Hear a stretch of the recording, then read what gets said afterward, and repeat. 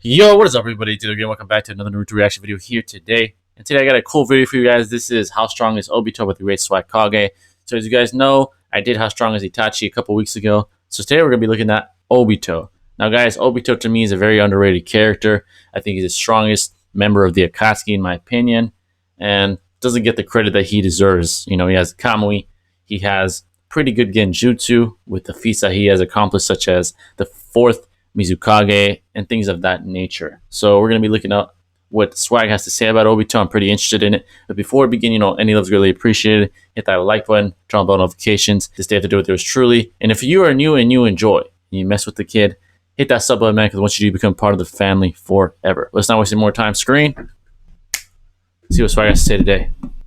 So my last video did really well, and I sort of expected that. Itachi's really popular. At the very least, I thought it'd get a decent amount of attention, but certainly nowhere near as much as it actually ended up getting. I really appreciate it. You guys were super supportive, and you seemed pretty happy with the idea of me making more videos in the same format, but about different characters. Yeah. I saw a ton of people requesting specific characters, and a surprising chunk of the cast was represented among these requests. The two most popular characters, by a pretty decent margin, were Shisui and Obito. Even though Shisui's really cool, he's barely in the series, which makes it pretty difficult to discern precisely how strong he is. I really wish it would have been more in the series, right? But I'll get the it is what it is. Point in the future, though, so don't worry. I promise, I really do mean it, just not today. Today we're talking about Obito. Now, just like Itachi, Obito becomes much more powerful over the course of his life. How strong he is varies tremendously depending on which point in his life you're talking about. Correct. Again, like with Itachi, we'll be analyzing Obito chronologically and jumping forward in time anytime there's an indication of a major increase in ability. Obviously, this means we'll be starting with his humble beginnings as a member of Team Minato. Right.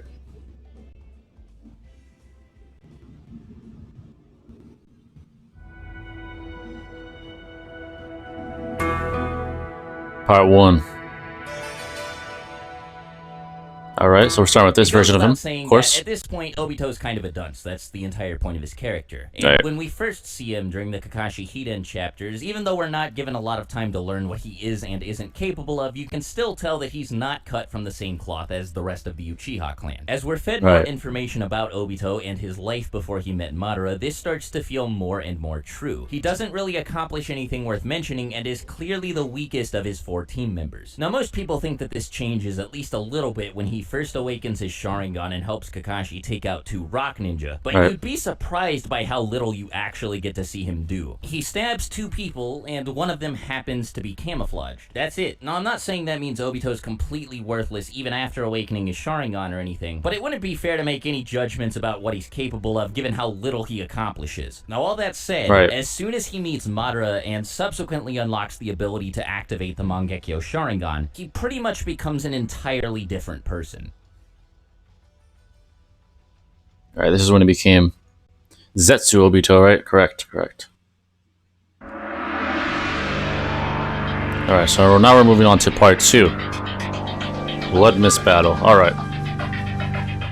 The hit and miss ninja that Obito fights with Tobi's help are all likely much stronger than the rock ninja that nearly killed him, and he tears through dozens of them without breaking a sweat. Now, despite the fact that these guys all appear to be Anbu level because of the gear that they're wearing, they're also clearly jobber characters written into the series for the sole purpose of being killed by Obito. None of them have any on-screen accomplishments. I have no idea how strong they are, and neither do you, which makes them a really bad point of reference for determining how strong Obito is. It's still possible to make an educated guess, of course, and I think the act of wiping out an entire Anbu platoon in 11 pages with 0 difficulty is enough to put him above the weight class of most Jonin. Claiming anything else with certainty is a bit tough, though, since I'd like to reiterate that this fight only lasts for 11 pages, and I'm going to add that for most of these 11 pages, as in about 95%, Obito only uses taijutsu. To be fair, it's very impressive taijutsu. Obito appears to crack a few people's skulls open with the force of his punches alone. He also also get to see him launch wooden spears straight through people's faces. But the point that I'm trying to make is we don't get to see him do much outside of hand-to-hand combat. And because of how versatile so many of the characters in this series have proven they can be, it's tough for me to say how Obito would fare against some of them based solely on his taijutsu skill. We're also not shown how good Obito is at using Kamui here. We don't know if he can suck people into the Kamui dimension, or if he even knows there is a pocket dimension attached to his Mangekyo Sharingan. Correct. Considering how much better Kakashi got at using Kamui over the course of the series, though, I think it's safe to assume that Obito probably had a lot of room for improvement at Definitely. I mean, who knows? Maybe he could suck people into the dimension. I mean, I think...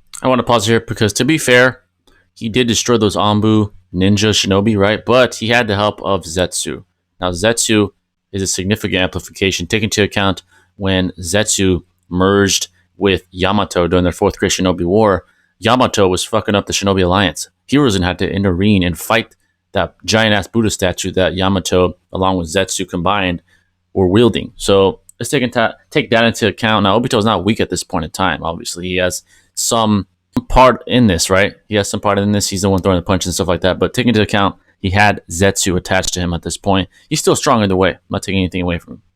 It's really unlikely, but I can't say for sure. To be honest, I don't really feel like speculating, so let me just stick to what I do know. We know that Obito can phase through people's attacks, and that he can perform wood style. Toby seems pretty impressed by how skilled Obito is with wood release as well. I mean, he only says like one thing about it, so it's not like this implies that Obito is one of the best wood release users ever or anything, but he gets this praise immediately after gaining the ability to use wood style in the first place, and it also comes from another wood release user. Toby also makes this comment before Obito does this, so I don't think it's being too generous to say that Obito's probably a pretty decent wood style user. Even if phasing through attacks and performing wood jutsu was all Obito could do, which we know it's not, he's at least also able to use the fireball jutsu and probably has a handful of other skills that we don't get to see. He'd still sound pretty intimidating. Like I said, at this point I think he's already way stronger than most Jonin, and while it's up for debate whether or not he's Kage level, I think he's definitely at least on the way there.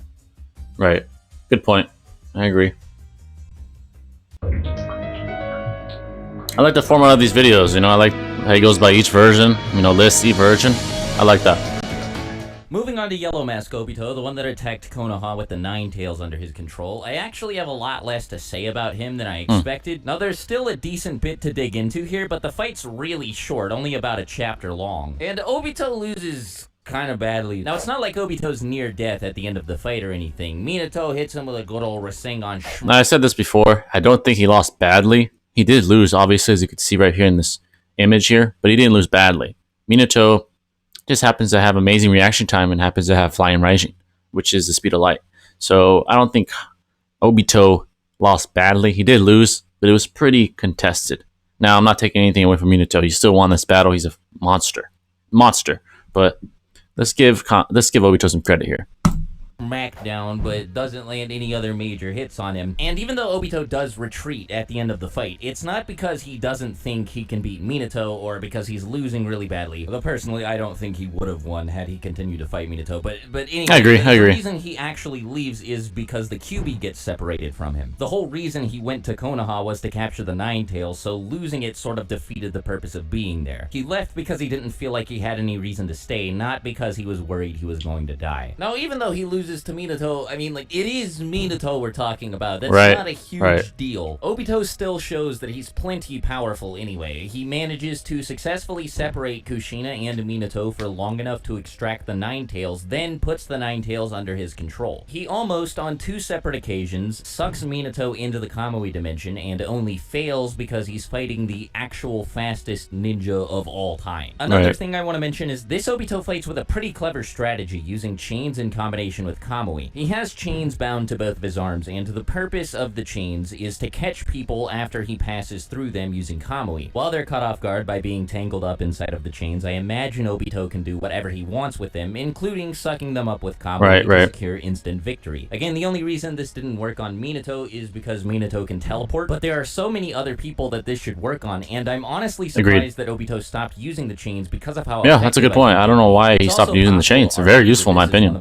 Very useful. versions of Obito since he's in control of the Nine Tails. And as we saw during Naruto and B's fight against Obito and 6 Jinchuriki, the Nine Tails is way stronger than any of the other Biju. Definitely. A single Bijudama from half of Kurama was able to cancel out a big conglomerate mega Bijudama fired by 5 other Biju at once. Correct. So in theory, with the entire Nine Tails under his control, past Obito should be able to take out the 6 or 7 Biju counting Shukaku that future Obito had under his control during the war arc. Now that doesn't automatically make Yellow Mask Obito stronger than White Mask War Arc Obito, because you have to take a bunch of factors into consideration that I'll get into when we discuss War Arc Obito. Anyway, at this point, Obito's way stronger than he was at any point in the past. He's tremendously more powerful than he was when he was a member of Team Minato, of course. He also appears to be significantly more powerful than he was when he first unlocked the Mangekyo Sharingan, since he seems skilled in quite a few more areas. I imagine he's gotten faster since he was able to briefly keep pace with Minato, and he also seems to be more skilled with Kamui since he attempts to suck Minato into the dimension at least once. He's also able to summon the Nine Tails, which is a pretty big deal as I've said, and though he's susceptible to losing control of it due to a contract seal, it'd be pretty difficult for anybody that isn't Minato to actually place a contract seal on Obito since he can phase through matter at will. Another thing I think I should bring attention to is Minato was fighting Obito on easy mode here because he didn't have to worry about the Nine Tails until after Obito had already left. Kurama was busy attacking Konoha because Obito told him to for some reason, and if he had been fighting alongside Obito, Minato would have had a lot more trouble. Like, he already had to commit suicide just to deal with the Nine Tails by itself, so I feel like Obito's Kamui shenanigans stacked on top of that may have been a bit too much for Minato to handle. Now, to be fair to Minato, the only reason he killed himself using the Reaper Death Seal is because he wanted to make sure the Nine Tails was sealed inside of Naruto so that the Leaf still had it as an asset. Kushina was ready to outright kill Kurama, but Minato decided against it. He really wanted to make sure that the village still had the Nine Tails at its disposal in case of war. At the end of the day, it was a good choice, obviously, right? Taking that into consideration, if we strip him of his inhibitions about killing the Nine Tails, then it's possible that he would have been able to deal with Obito and Kurama at the same time, especially if we put Sage Mode on the table. But regardless of the outcome, I think the fact that Obito is this much of a threat to somebody like Minato is ridiculous. Again, as we saw, Minato was able to deal with Obito pretty quickly without having to worry about the Nine Tails, but if we're counting the Nine Tails, then Obito is way stronger than a big majority of the cast at this point. Even without Kurama to worry about, most people don't have a solid counter to Kamui, and while they're trying to figure one out, they may end up getting tangled up in Obito's chains and sucked away into the dimension anyway. He should also still be able to use Wood Style, which I guess he only stopped using in order to sell the whole Madara Uchiha shtick, and if he's still as skilled with it as he was when he wiped out the Mist Platoon, then that makes him even more dangerous. Calling this version of Obito S-Class or Kage level is a massive understatement. He's one of the most powerful ninja of all time and is well equipped to take out every member of the Akatsuki. Even Pain wouldn't be able to do anything about the Nine Tails. Chibaku Tensei couldn't stop Naruto, and Naruto was only using an 8-tailed cloak fueled by half of the Nine Tails chakra.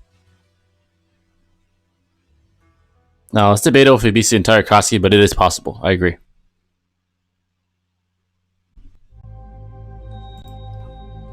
Alright, next version of Obito. Part 4.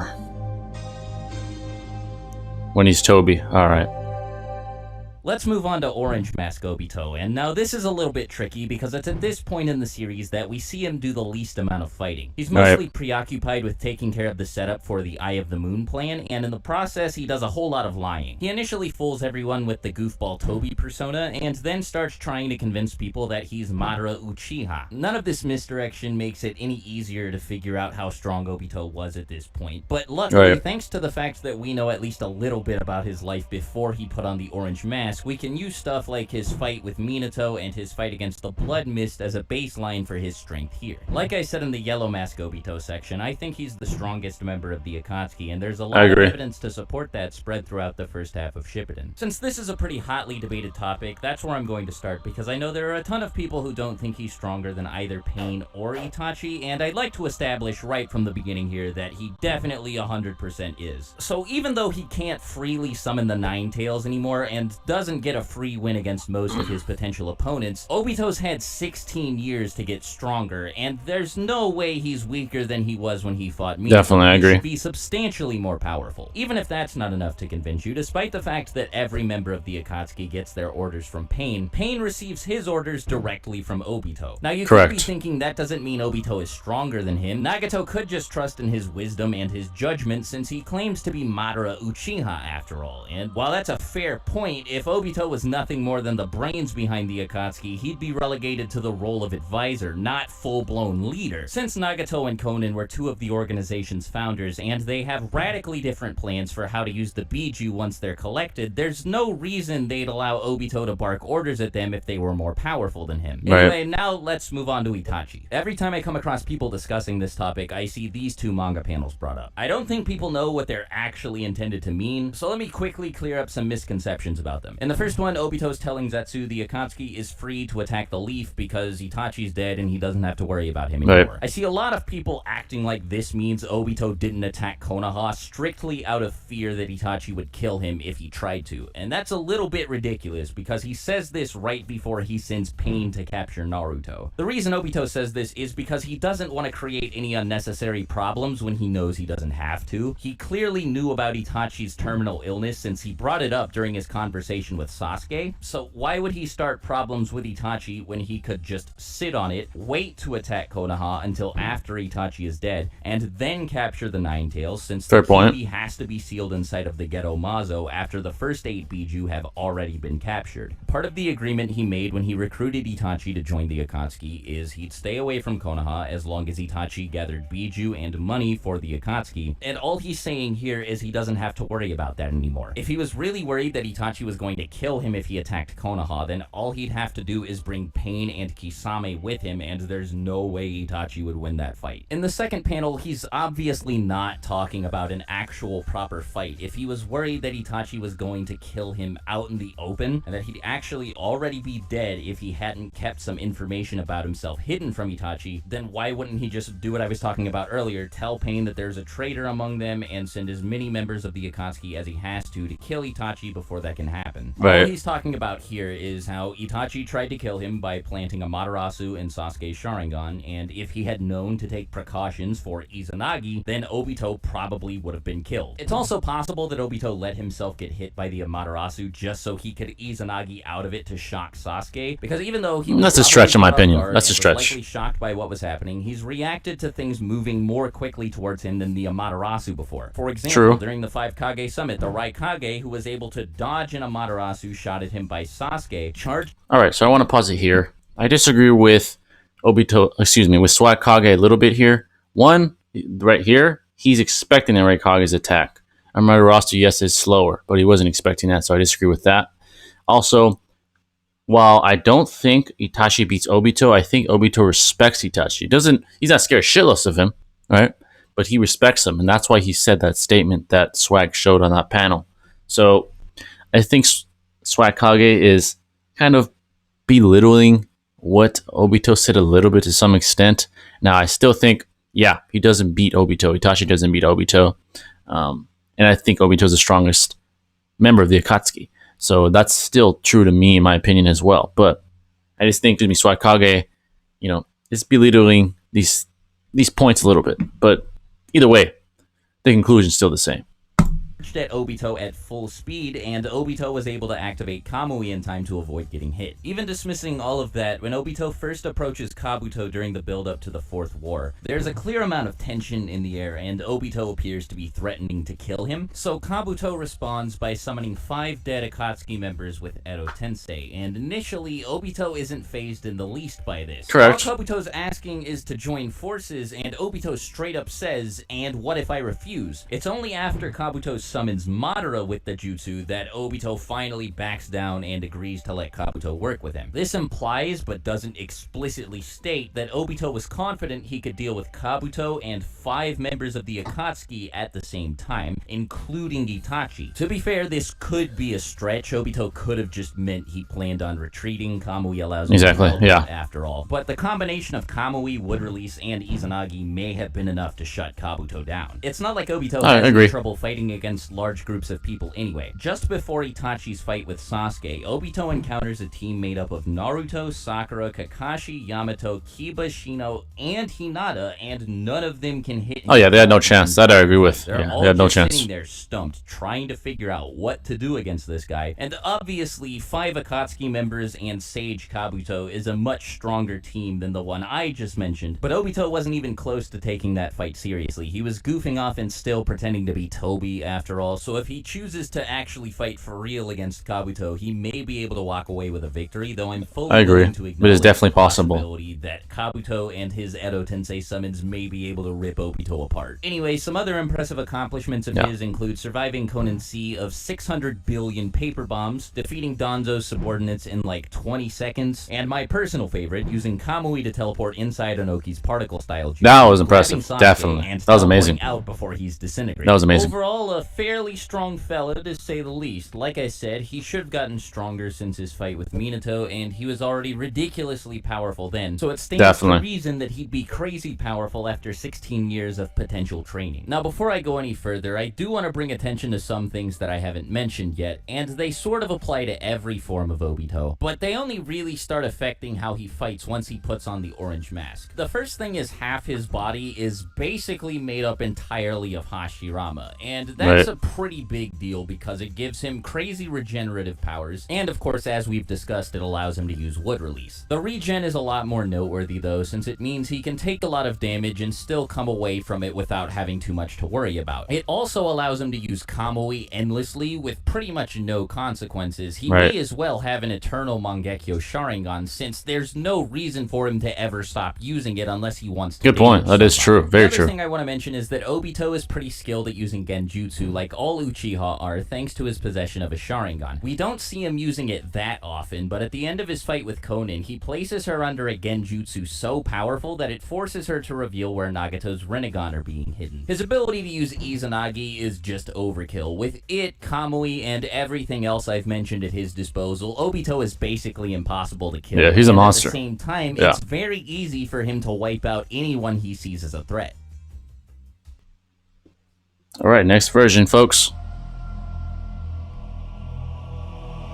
Part 5. Obito's Prime. Yeah, I agree with that. Now then, let's move on to White Mask War Arc Obito, and this is where things start to get really, really nutty. First, before we get into any specifics, let me list off a bunch of things, totally unrelated, that have killed people in the Naruto universe before. Being stabbed through the heart, having a Biju extracted from oneself, using the ghetto art of Rene Rebirth to revive people from the dead. Oh, would you look at that? Obito survives all 3 of these things happening to him in sequence. Now, aside from the fact that he's a complete survival champion, there's a lot more to go over about this Obito. Let's start with his possession of the Rinnegan, which is a really big deal. Shortly before the war began, Obito took one of Nagato's and put it in his left eye socket, and with this Rinnegan, he can use his own version of the 6 Paths of Pain. Obito is capable of controlling the bodies of 6 Jinchuriki who can all transform into their respective Biju forms. This means that Obito can control 6 Biju at the same time, which is just as ridiculous as it sounds. It's also stated that he can use all of the Rinnegan's abilities, but he tries to avoid it because of how much chakra it would consume. As a matter of fact, early on in the arc, he specifically mentions using the human path to steal Yamato's soul and read his mind in the process. The Rinnegan also lets him summon the Ghetto Mazo. I feel so bad for Yamato, man. He just which he can use went to away. train the Biju. Some other ninjutsu that he shows off include a barrier ninjutsu capable of keeping the Ghetto Mazo safe from the 8 tails, and a gigantic fire jutsu that matches Madara's in terms of size. Yeah, that's he also impressive. stores gigantic shuriken and metal stakes inside of the Kamui dimension that he can shoot out whenever he chooses to. At one point, he even does this with enough force to cut off some of Gyuki's tentacles, so the shuriken are no joke. He's fast enough and has enough stamina to fight Kyuubi Cloak Naruto, Bee, Kakashi, and Guy all at the same time, even after storing all 6 of his Biju back inside of the Ghetto Mazo, and the only reason any of them are able to hit him is because of Kakashi's presence there. If not for his ability to counter Obito's Kamui by using his own Kamui, they would wouldn't be able to damage Obito whatsoever. Correct. Even Kabuto, one of the 3 final boss characters of the War Arc, who easily fought Itachi and Sasuke at the same time and can access his super powerful Sage Mode at whim, was scared by the idea of fighting Obito. I could keep going, that is true. but I won't because I don't want He was very intimidated. I think it should be super apparent that this guy is really, really strong by now. After he acquires the Rinnegan, Obito starts approaching absurd levels of overpowered. As a matter of fact, I've said in previous videos that I think he'd be able to beat the 5 Kage almost as easily as Madara did. As one of the series' final villains, he's one of the strongest ninja of all time, and I could probably count on 1 or 2 hands the people who could actually beat this Obito without some kind of 6 paths chakra or power-up. Speaking of 6 paths power-ups, this is the part of the video where I'd start talking about Jubito, if not for a few things. First of all, the video's already over 21 minutes long, and I'm already way behind on uploading it, and there's enough to say about Jubito to warrant making an entirely separate video. If you guys want to see me make a video, if you guys want a video about Jubito, let me know in the comments or tweet it at me or whatever. You guys let me know if you want me to react to that. Let me know about that too. I want to make the video from there. Especially in this case, this video was super long and it also took a really long time to make, so I really appreciate it. But yeah, I think that's all I have to say. So as usual, have a great rest of the day, and until my next video, I'll talk to you later. Swagkage. Great video, Swag. Bye. Peace. Alright, is that it? Yep. Alright, there you guys have it. Great video by Swag. I basically agree with everything he says. Bottom line is, Obito is a fucking monster. That's the bottom line. And people don't respect him, I feel like, within the Naruto fandom. You know, there's some people out there that don't respect what this man has done and what he is. He's a monster. You know, he fooled the Shinobi verse for a long time. You know, for over a decade, that he was Madara Uchiha because of the things he's capable of. That speaks volumes to the kind of shinobi that Obito Uchiha really is, you know. Having Kamui, having Wood Release, having very, very good healing capabilities with Hashirama cells. This guy is a fucking monster. I mean, good luck beating him, you know, for most people. Even Minato, who was the man at the time, respected this guy and thought that he was Madara Uchiha. You know, sorry about that noise. But yeah, he respected that he was Madara Uchiha. So I don't know what to say, man. I think Swag hit it right on the nail. You know, Obito is highly underrated and is extremely powerful. You know, especially in the war arc, man. In the 4th grade Shinobi War, he was going to town on Kyuubi Naruto, Kakashi, and Guy. Like Swag said, that's insane. That's insane. So he's clearly very fast as well. Not just powerful, but very fast. So what else is there to say? What else is there to say? He's a monster. You know, he's definitely up there with some of the strongest that have ever lived. And then there's also Jubito, right? Which Swag talked about in another video. Like I said, let me know if you want me to react to that one as well. But yeah, guys, I think that's going to wrap it up. You know, I think Swag, like I said, hit it on the nail with this one. You know, I disagree on a couple things like I said earlier in the video, but for the most part, the conclusion is still the same. He is the strongest Akatsuki member. He'll beat any one of them one-on-one. He might even beat all of them at the same time, especially in the War Arc form that when he had the Rinnegan. He probably does beat all of them. So, yeah, guys, I hope you guys enjoyed that. If you have any other recommendations, let me know in the comments as well. I love you all. Thank you for all the support. You guys are the reasons I keep making videos, and I'll catch you in the next video. It's Jittery signing out. Peace.